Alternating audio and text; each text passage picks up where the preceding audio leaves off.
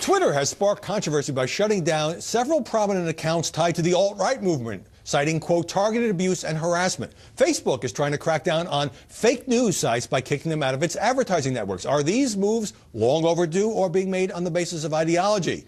Joining us now from New York, Joe Concha, media reporter for The Hill, and Carly Shimkus, a reporter for Fox News Headlines 24/7 on Sirius XM Radio. So, Joe, one Twitter account that was shut down belonged to white nationalist leader Richard Spencer, who wants a white country and peaceful ethnic cleansing. Now, here's a brief burst of video from a meeting that he was part of here in Washington last weekend. Hail Trump! Hail our people! Hail victory! Now, I find his rhetoric abhorrent, but there's no evidence he was harassing or abusing anyone online. So could Twitter be accused of shutting down these and other accounts for ideological reasons? You know, right before we came on, Howie, I checked Twitter, and somehow David Duke still has an account, for instance. So if you start shutting down alt-right accounts, then where do you draw the line? Do you then go to some extreme elements of Black Lives Matter? In other words, it's a very slippery slope.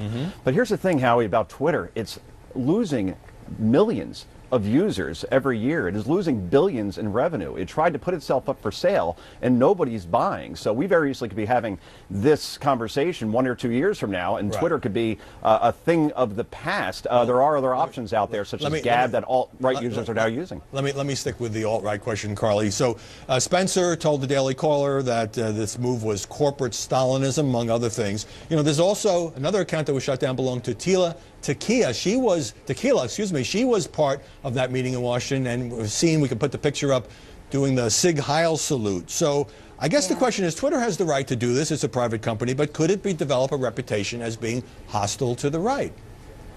I think you're absolutely right. You know, it's really hard to feel sympathetic towards white nationalists who are complaining that their Twitter accounts were taken down. But at the same time, where was Twitter during the Dallas police shootings when users were applauding the shooting death of 5 police officers? So if Twitter is going to monitor speech at this level, they're going to have to do so fairly and across the board, which is a massive undertaking. I think it would be more beneficial if Twitter focused on features like its new and improved mute button that gives users control over what they can and cannot see. And Joe, coming back now to your point about the financial difficulties of Twitter, it put itself up for sale, there were no buyers. I mean, Twitter just got through an election in which it played a huge role, not just for Donald Trump, but for all the journalists, either making news on there or getting their news from Twitter.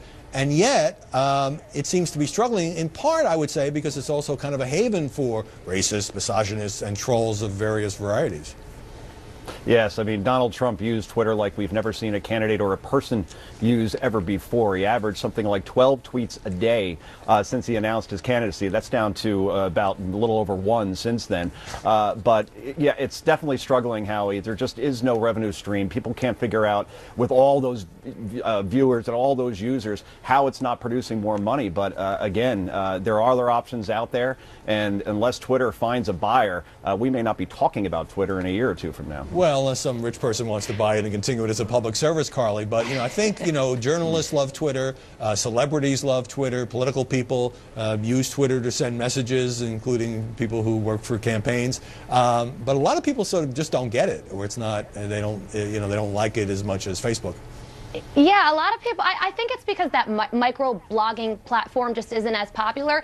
Another thing that Twitter, a big mistake that Twitter makes is, you know, everybody wants to know what Donald Trump has to say, Katy Perry, Howie Kurtz has to say, but you don't need Twitter to use Twitter. All you have to do is Google Donald Trump Twitter, and his account and tweets pop right up. So I think that if Twitter changed that, then the company would see a lot more people signing up. I like the way you threw me in there with Katy Perry and Donald Trump. That was very Listen, what are you doing next Sunday? I'm a solutions girl. All right, now Facebook, we talked about this a little bit last week, trying to battle these fake news stories that spread like wildfire, sometimes more popular than legitimate news stories, although those can have their flaws. So, Joe, what do you do? How does Facebook make these decisions? And when you throw in hyper-partisan sites that might post some things that are true, some things that are distorted or untrue, how are these not subjective decisions, and what should Facebook do?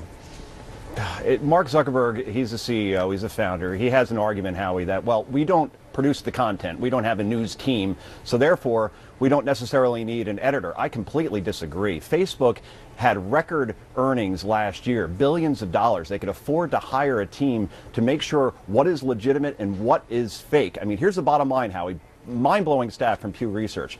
Nearly half of Americans get their news from Facebook, not other sites. Only 9% from Twitter, which we were just talking about. Nearly half. So you got to make sure that the news on there is legitimate, and the way you do that is to hire a top-flight executive team. I'm pretty sure Mark Zuckerberg can afford it.